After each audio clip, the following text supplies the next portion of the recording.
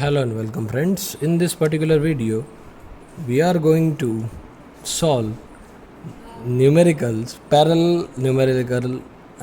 circuit numericals. So first example is a circuit having a resistance of 6 ohm. જે બી resistance આપ્યો છે આપણને 6 ohm આપ્યો છે. ઇન્ડક્ટિવ રિએક્ટન્સ આપેલું છે 8 ઓહમનું. ઇન્ડક્ટિવ રિએક્ટન્સ એનો મતલબ એવો થયો કે ઇન્ડક્ટર એક્સએલ, બરાબર. ઇન્ડક્ટિવ રિએક્ટન્સ આપેલું છે. અહીંયા ઇન્ડક્ટન્સ નથી આપેલું, ઇન્ડક્ટિવ રિએક્ટન્સ આપેલું છે. તો માની લઈએ સર્કિટ હેવિંગ અ રેઝિસ્ટન્સ મતલબ આર, એ કેટલાનો છે 6 ઓહમ. ઇન્ડક્ટિવ રિએક્ટન્સ એની સાથે સિરીઝમાં આપેલો છે, એ છે એક્સએલ. એક્સએલ મતલબ એનો મતલબ એવો થયો 8 ઓહમ, બરાબર. 8 ઓહમ આપેલો છે. Is connected in parallel with another circuit. એટલે આ સર્કિટ પેરેલલમાં કનેક્ટેડ છે બીજી કોઈ રેઝિસ્ટન્સ સાથે. રેઝિસ્ટન્સ કયો છે 8 ઓહમ. અને કેપેસિટિવ રિએક્ટન્સ એનો મતલબ એવો થયો કે અહીંયા કેપેસિટર આપેલું છે 6 ઓહમનું. તો બધા જ અહીંયા જે છે ઓહમમાં આપેલા છે. અહીંયા કેપેસિટન્સ નથી આપેલું, કેપેસિટિવ રિએક્ટન્સ છે. અહીંયા ઇન્ડક્ટિવ રિએક્ટન્સ નથી આપેલું, ઇન્ડક્ટન્સ નથી આપેલું, ઇન્ડક્ટિવ રિએક્ટન્સ છે ભાઈ. હવે આને જે છે એ સપ્લાય આપેલો છે આર્યો. The parallel circuit is connected to 200 volt 50 hertz. એનો મતલબ એવો થયો આ પેરેલલ કનેક્શન જે છે એ સર્કિટ આપેલી છે આપણે 200 વોલ્ટ 50 હર્ટ્ઝની સપ્લાય. ઓકે, હવે તમારે જે આના અંદર ફાઇન્ડ કરવાનું છે કે સપ્લાયનો current, power factor, power consumed, resistance અને inductance of series circuit which will take the same current at the same power factor. Okay, હવે ચાલો અહીંયા અમારે જે ફાઇન્ડ કરવાનું છે આ 200, આ માની લો આ 50 હર્ટ્ઝ છે. ઓકે ઓકે, જો આપણને ખબર છે કે આર એક્સની વેલ્યુ, તો આર આ એક્સ. હવે આ એક્સ કોઈ પણ હોઈ શકે, એક્સએલ હોઈ શકે, એક્સી પણ હોઈ શકે ને, બરાબર છે. બટ આપણને જે છે એ તો અહીંયા ઓલરેડી આપેલું છે. આના પરથી આપણે ઇન્ડક્ટન્સ પણ ફાઇન્ડ કરી શકીએ, આના પરથી આપણે કેપેસિટન્સ પણ ફાઇન્ડ કરી શકીએ. કઈ રીતે?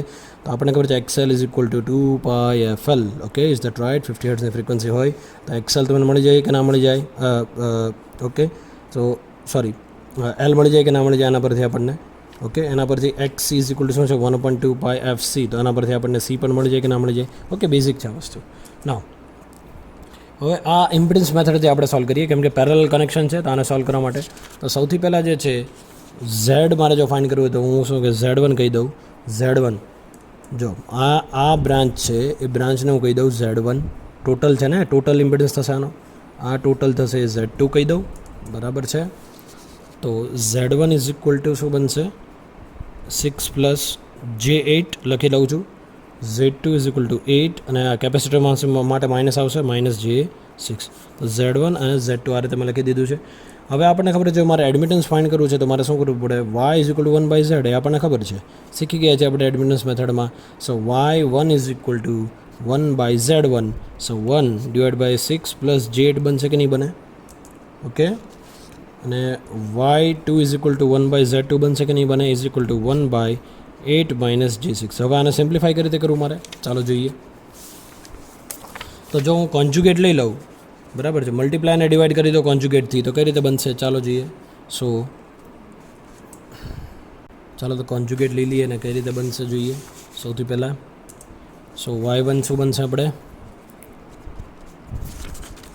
y1 is equal two 6/6² + 8² -j8/6² + 8². અને at the same time y2 પણ જે છે બનશે. જો જે અહીંયા y1 જે હતું એ શું હતું 1/6 + j8. તો અહીંયા મેં શું લીધું? કોન્જ્યુગેટ લીધું, સિમ્પલ. સો 6/6² + 8² -j8/6² + 8². ઓકે, અગેન y2 માટે શું છે 1 - 8, તો 8/8² + 6² પ્લસ j, કેમ કે માઇનસ આવે તો માઇનસ પ્લસ થઈ જશે. અહીંયા માઇનસ છે, માઇનસ પ્લસ, અહીંયા તો પ્લસ થઈ જશે. આ બનશે 8², શું બનશે +6². ઓકે, તો આના પરથી શું બનશે? y1 ઇઝ ઇક્વલ ટુ આ બનશે 0.06 -j0.08 અને y2 is equal two 0.08 + j006. તો આપણને જે ઇન્વર્સ મળી ગયું છે, આ મને મળ્યું છે શું y1, આ મને મળ્યું છે y2. Inverse of what? Means inverse of impedance. Okay, so અહીંયા હું લખી શકું ને કે y1 is equal to what? g1 - jb1. એ આપણે શીખી ગયા છીએ. આ શું છે? Admittance is equal to what? Conductance અને સસેપ્ટન્સ, બરાબર છે. જેમ આપણે સિરીઝ કનેક્શનની અંદર કેવું હતું કે સિરીઝ કનેક્શનની અંદર જે બી આપણું ઇમ્પિડન્સ હતું એ શું હતું? રેઝિસ્ટન્સ અને ઇન્ડક્ટન્સ. તો આના અંદર શું આવશે? કન્ડક્ટન્સ અને પેરેલલ કોમ્બિનેશનમાં કન્ડક્ટન્સ અને સસેપ્ટન્સ, બરાબર છે. Y2 ને પણ હું લખી શકું ને, Y2 નું શું લખી શકું? G2 plus JB2. હવે પેરેલલ સર્કિટની અંદર જે શું છે? ધ ટોટલ એડમિટન્સ જે છે આપણને ટોટલ મીન્સ મને ખબર છે 1/Z is equal to what? 1/Z1 plus 1/Z2, બરાબર છે. Or you can say 1/Z એટલે ટોટલ એડમિટન્સ જ થાય ને, બરાબર છે. સો Y is equal two Y1 plus Y2 થાય કે ના થાય?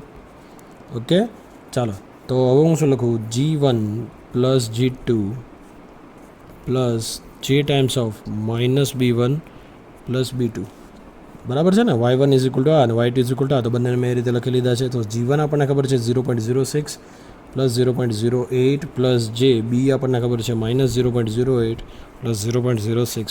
સો હવે જો કે આને આપણે કેલ્ક્યુલેટ કરીએ, કેલ્ક્યુલેટ કરશો તો આવશે 0.14 માઇનસ જે 0.02. તો આ એડમિટન્સ મળી ગયો છે. તો હવે આ એડમિટન્સ મળી ગયું છે તો કરંટ આપણને મળી જશે. કરંટ કરી દેશું, current is equal to V into multiplied by Y, બરાબર ને. એડમિટન્સ તો કઈ રીતે આપણે જે છે કેલ્ક્યુલેટ? સો સી આ પર્ટિક્યુલર વાયનું મેગ્નિટ્યુડ જે છે હું ફાઇન કરી લઉં. ચાલો મેગ્નિટ્યુડ કઈ રીતે ફાઇન કરું? y is equal to under root of what? 0.14 square plus 0.02નો સ્ક્વેર. ઓકે, સી તો અહીંયા જે ડાયાગ્રામ બનશે કોઈ આવો બનશે બી, આ બનશે જી અને આ એંગલ ફાઈ અને આ વાય અને આ ફાઈ થશે. ઓકે, તો આનું જો તમે લેશો એટલે આ બનશે તમારું 200. ઓકે, સો સીધું લખું છું અહીંયા 200 into 0.1415. So I is equal to 28.3 ampere. You can calculate it. I is equal to 28.3 V into Y, બરાબર છે. આને તમે આ કરશો મોડ વાય એટલે તમને વાય મળી જશે અહીંયા, બરાબર છે. વી ઇન્ટુ વાય, બરાબર છે. તો ટોટલ જે તમને વી એટલે 200 છે, બટ આઈ જે છે વાય જે છે તમને શું મળશે? આનું 0.1415 અને એ ઇન્ટુ મલ્ટીપ્લાય કરશો આના ટોટલ, તો આઈ ઇઝ ઇક્વલ ટુ મળશે 28.3. બીજું તમને પૂછ્યું છે પાવર ફેક્ટર. શું પૂછ્યું છે? Power factor. So to power factor is equal to what? cos phi is equal to see આ પર્ટિક્યુલર આ ટ્રાયંગલ પરથી cos phi is equal to adjacent by hypotenuse. So adjacent by hypotenuse એટલે શું થશે? એડજસ્ટન્ટ એટલે જી અને હાઇપોટેનિયસ વાય છે. સો G એટલે 0.14 divide by 0.1415. So power factor is equal to 0.99. Okay,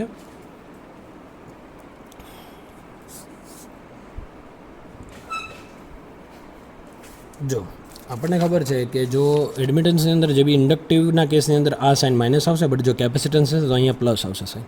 તો એ ખાસ જે છે યાદ રાખવાનું તમારે. ઓકે, થિયરીમાં આપણે જોઈ ચૂક્યા છીએ. તો power factor is equal to 0.99 lagging.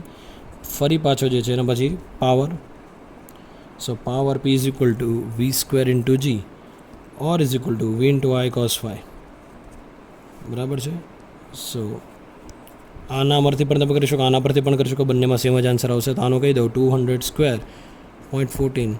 So power જે આવશે તમને બનશે 50660 વોટ, બરાબર છે. હવે આનો કરો તો પણ જે છે સેમ જ આવશે 200 ઇન્ટુ 28.3 ઇન્ટુ 0.99, સેમ જ આન્સર આવશે, બરાબર, કોઈ ફરક નહીં પડે. ઓકે, પછી શું પૂછ્યું છે આપણને કે the resistance and inductance of series circuit which will take the same current at the same power factor. તો આપણને y ની વેલ્યુ ખબર છે, શું છે? 0.14 માઇનસ જે 0.02. તો આના પરથી મારે ફાઇન્ડ કરવાનું છે ઇમ્પિડન્સ શું બનશે. તો ઇમ્પિડન્સ આપણને શું છે? સો ઇમ્પિડન્સ જો આ જે છે ને આ જે બી થશે કે નહીં થાય. સો ઇમ્પિડન્સ મારે કેલ્ક્યુલેટ કરવું છે કઈ બનશે?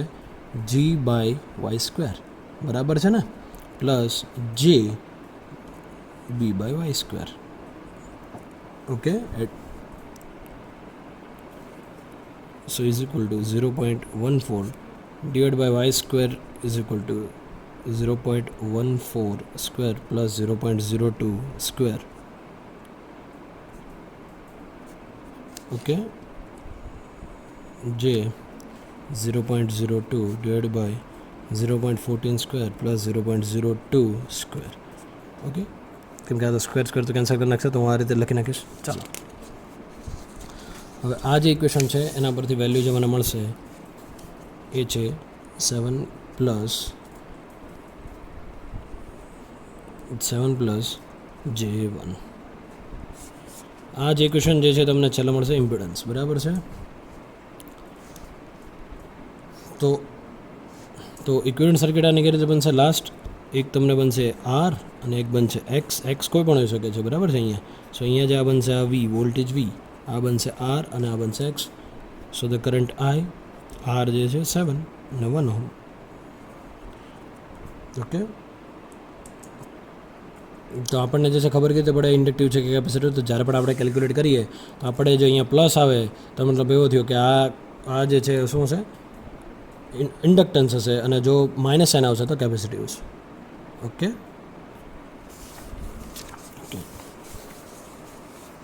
ઓકે. સો આ જે છે એક એક્ઝામ્પલ આપણો અહીંયા પૂરો થાય છે. નેક્સ્ટ એક્ઝામ્પલ જે છે આપણે જોઈએ.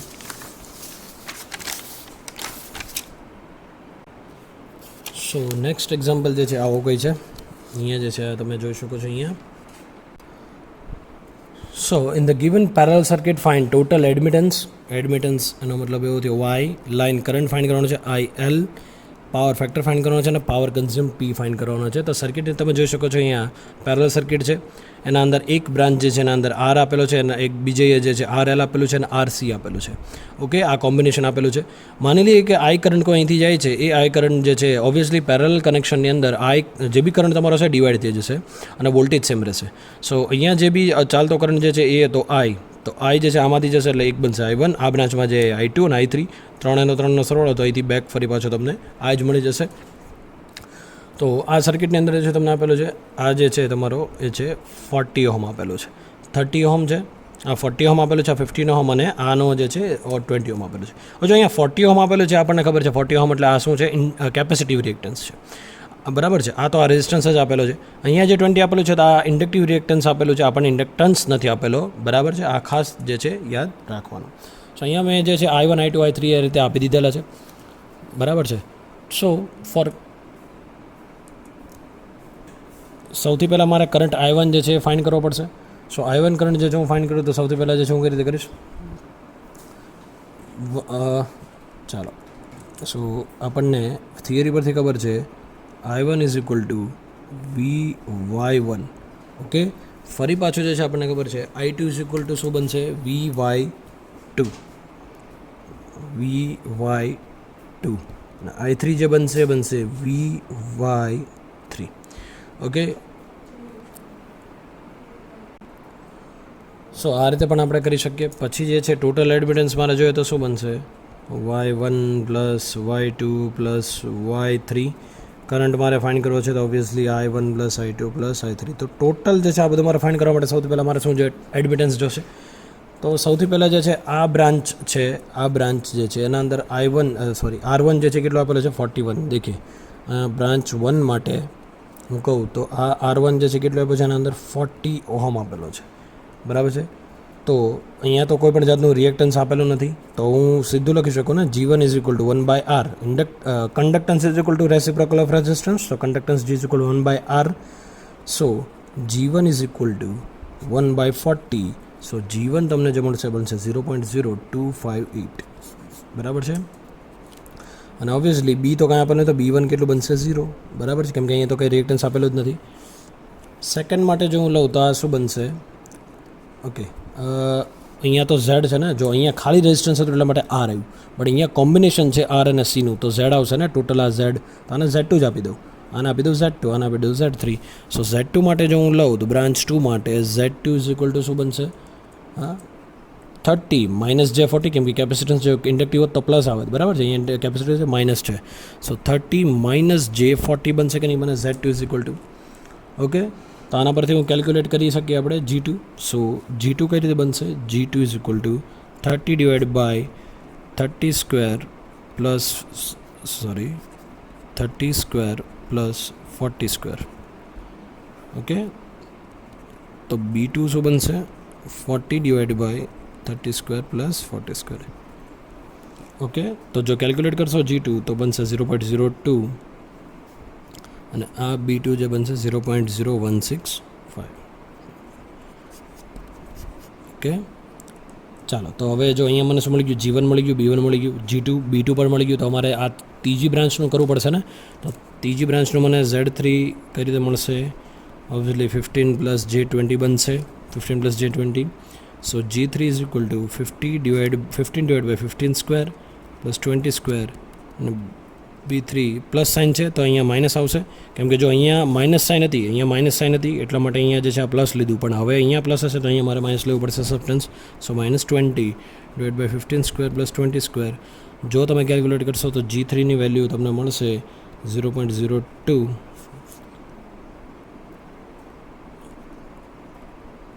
ઓકે, બરાબર છે. તો અહીંયા શું બનશે? B3 0.032. હવે જો હવે આ જે છે એ એક પ્રકારનું શું છે? રેઝિસ્ટન્સ જ છે. તો આવો મળશે. આ સસેપ્ટન્સ છે એનો યુનિટ છે સિમેન્સ. શું બનશે? સિમેન્સ. તો આ બધું શું આવશે? S એટલે કે સિમેન્સ. ઓકે, તો total y is equal two y1 plus y2 plus y3, ઓર હું એવું કહી શકું કે G is equal two G1 plus G2 plus G3 અને B is equal two B1 plus B2 plus B3. બરાબર છે. તો અહીંયા જે છે અહીંયા તમને મળશે B is equal two B1 plus B2 plus B3. ત્રણનો ટોટલ મારશો તો તમને ટોટલ B જે મળે છે મળશે 0.06 સિમન્સમાં. બરાબર છે. હવે ટોટલ G કેટલા છે? G1 0.025, G2 0.012 અને G3 0.02. તો એનો તમે જો ટોટલ મારશો તો તમને મળશે 0.61. બરાબર છે, એ સિમન્સ મળશે. તો પહેલું આપણને આપ્યું છે ટોટલ એડમિટન્સ કેટલું છે. તો ટોટલ એડમિટન્સ આપણને ખબર છે G પ્લસ JB. તો આપણને ખબર છે 0.061 મેળવ્યું છે, માઇનસ શું આવશે? 0.016. સો ટોટલ વાય, તો આના પરથી મેગ્નિટ્યુડ આપણને ખબર પડી જાય શું બનશે? અંડર રૂટ ઓફ આ મેગ્નિટ્યુડ 0.061 સ્ક્વેર પ્લસ 0.016 સ્ક્વેર. જો કેલ્ક્યુલેટ કરશો તો એડમિટન્સની વેલ્યુ મળશે 0.0313 મેગ્નિટ્યુડમાં. બરાબર છે. કરંટ ફાઇન્ડ કરવાનો છે. સેકન્ડ જે છે current, so I is equal to V into Y. So V 230, Y 0.0631, I is equal two 14.5 ampere, જે આપણને ઓલરેડી મળી ગયું છે કરંટ. થર્ડ આપણને આપેલું છે પાવર ફેક્ટર ફાઇન્ડ કરવાનો. So cos phi is equal to શું બનશે? So cos phi is equal to G divide by adjacent. So total G is equal to 0.061 અને y જે બનશે 0.0631. So is equal to 0.966. Is it lagging? B negative છે. અહીંયા બી negative છે તો તમે જોઈ શકો આ નેગેટિવ છે, તો આ ઇન્ડક્ટિવ, આ તમારી જે સર્કિટ હશે કે ઇન્ડક્ટર. બરાબર છે. તો લેગિંગ કન્ડિશનમાં છે તમારો કરંટ. 4 જે છે power consumed P is equal to V square into G. So 230 square into 0.061. So P is equal to 3227 watt. So power P જે મળશે તમને ટોટલ પાવર P આ રીતના મળશે. So this is all about the second example. ચાલો હવે આપણે જે છે થર્ડ એક્ઝામ્પલ જોઈશું.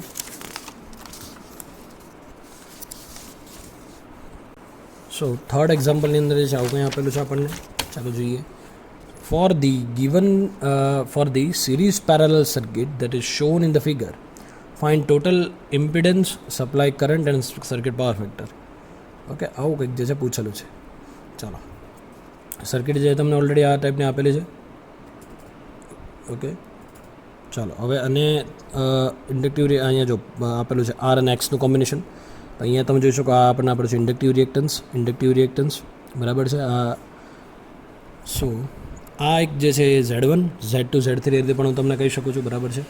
ઓકે, ચાલો હવે અહીંયા જે I1 કરંટ જશે અહીંયા I2 આપી દઉં છું, કેમ કે ટોટલ કરંટ તો જશે I જશે ને. સો I1 I2 અહીંથી જે કરંટ જશે ફરી પાછો તો ટોટલ ઇમ્પિડન્સ જે છે જો અહીંયા I જ જશે ઓબ્વિયસલી. બરાબર છે ને. ઓકે, તો ટોટલ મારે જે કેલ્ક્યુલેટ કરવાનું છે આવું કંઈક છે તે R, આ રીતે તો આનું આપી દઉં RAB, કેમ કે આ જો A અને B પોઈન્ટ છે તો હું લખ્યું RAB એક્સ એ બી અને આ હું આપી દઉં છું આ રીતે. તો આ છે 20 ઓહમ અને આ 15 ઓહમ. તો આ ટાઈપની કોઈ સર્કિટ જે છે મારે બનાવવાની છે. Is that right? તો હું સીધી રીતે કેલ્ક્યુલેટ કરી શકીશ. તો સીધી રીતે જે છે આપણે જો થિયરી આપણે શીખી ગયા છીએ, સીધું જે છે પ્રોસેસ કરીએ તો સૌથી પહેલાં આપણને મળ્યું જીવન. જીવન is equal to R1 divide by Z1 square. So R1 is 50 divide by 50 square plus 31.4 square Z. બરાબર છે. ચાલો હવે જો તમારે પૂછવું ના જોઈએ કે આ Z1 સ્ક્વેર ક્યાંથી આવ્યું. Z1 સ્ક્વેર એટલે એનો મતલબ એવો થયો આ જે બ્રાન્ચ છે ને Z1 આપી દઉં, આ બ્રાન્ચને Z2 આપી દઉં. ઓકે, સો Z1 સ્ક્વેર એટલે શું બનશે? R બાય Z1 સ્ક્વેર એટલે 50નો સ્ક્વેર પ્લસ 31.4નો સ્ક્વેર. એટલા માટે મેં ત્યાં લીધું છે. સો વેલ્યુ જે છે જીવનની કેટલી આવશે? સો જીવન ઇઝ ઇક્વલ ટુ 0.0143 સિમેન્સ જીવન મળી ગયું છે.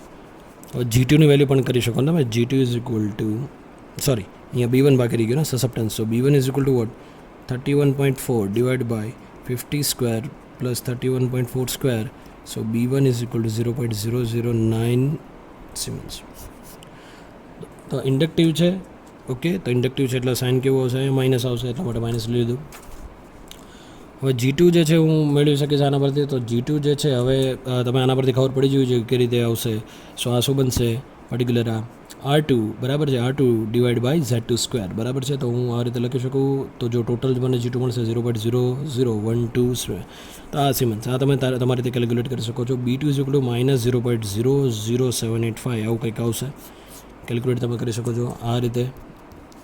ઓકે, તો ટોટલ G જે છે મને મળશે શું બનશે? GAB આ વચ્ચે ને AB આ વચ્ચેનું AB. સો GAB શું બનશે? G1 plus G2. So GAB is equal to શું બનશે? 0.0155 સિમન્સ. અને BAB is equal two B1 plus B2. So BAB is equal to શું બનશે? B1 plus B2 minus 0.0168 સિમન્સ. Okay, તમારી પાસે G1ની વેલ્યુ છે, G2ની વેલ્યુ છે, B1ની વેલ્યુ છે, B2ની વેલ્યુ છે, GABની વેલ્યુ છે ને BABની પણ વેલ્યુ ઓલરેડી અવેલેબલ છે. હવે આનું જો તો YAB એડમિટન્સ જો મારે જોતું હોય તો કરી રીતે હું કરું છું. YAB is equal to under root of GAB square plus BAB square.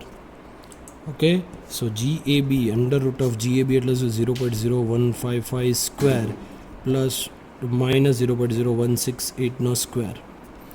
So YAB is equal to તમને મળશે 0.023 સિમેન્સ. એ જ રીતે તમે જોવા જાઓ તો ZAB ઇમ્પિડન્સ તમને મળશે ZAB is equal to what? 1/YAB. So 1/YAB that means 0.023 siemens. So ZAB is equal to તમને 43.48 સિમેન્સ. ઓકે, સોરી ઓહમ બરાબર છે. ચાલો તો આના પરથી મારે શું મળશે? RABને મળી જશે. So RAB is equal to what? GAB divide by YAB square. So GAB અને YABની વેલ્યુ તમે મૂકશો તો તમને કોઈ આવું મળશે 29.24 ઓહમ.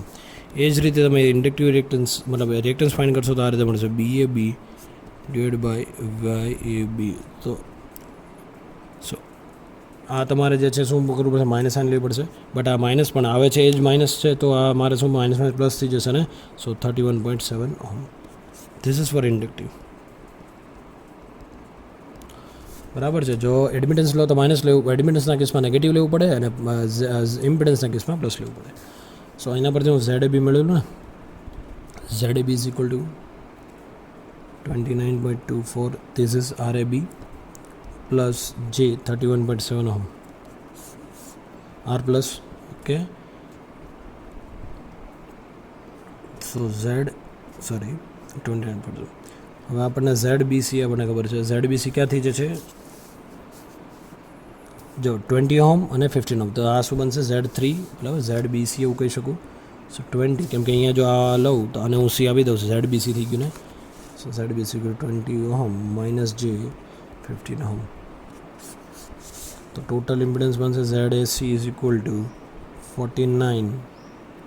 જો આ શું બનશે? ZAC is equal two sorry આ રીતે લઉં. ZAC is equal two ZAB plus ZBC. તો જો ZAC ઇઝ ઇક્વલ ટુ આ ને પ્લસ આ 29.24 plus 20 ohm. It will become sorry 49.24 plus જે 16.4. This is ZSC.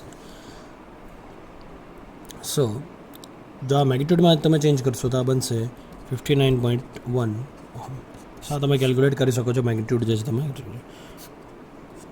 So R, this is X and this is Z, so this is phi. So cos phi તમારે find કરવું પડે. સો ચાલો cos phi અહીંયા find કરું છું. cos phi is equal to R by Z. So resistance મળે છે 49.24, impedance તમને મળે છે 59.4. સો cos phi 0.5 લાગી. cos phi મળી ગયો છે.